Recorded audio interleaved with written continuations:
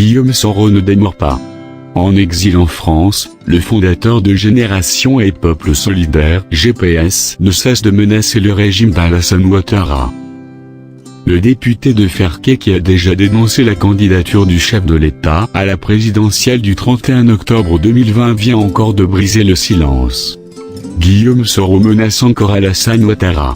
Selon Guillaume Soro, le prochain président de la République de Côte d'Ivoire ne s'appellera pas Alassane Ouattara.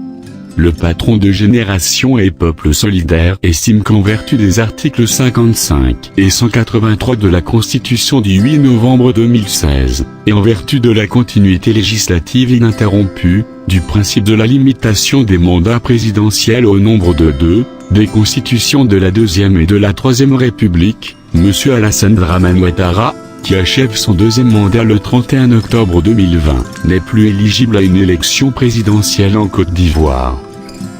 C'est sur cette base que l'ancien chef rebelle soutient que son ex-mentor ne sera pas le futur président ivoirien. Après avoir fait cette mise au point, Guillaume Soro revient à la charge.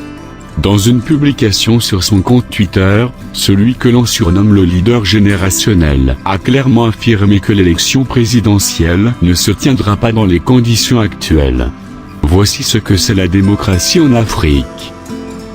Monsieur Alassane Ouattara, l'homme du FMI, appelle directement un DG d'une administration publique pour interdire la délivrance d'une attestation de régularité fiscale à un candidat déclaré à l'élection présidentielle.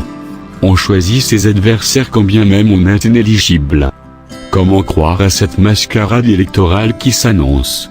Il n'y aura pas d'élection en Côte d'Ivoire dans ces circonstances, a déploré Guillaume Soro.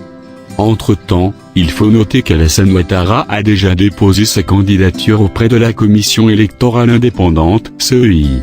Il a été imité quelques jours plus tard par Henri Konan Bédié, PDCI, et Pascal Affi N'Guessan.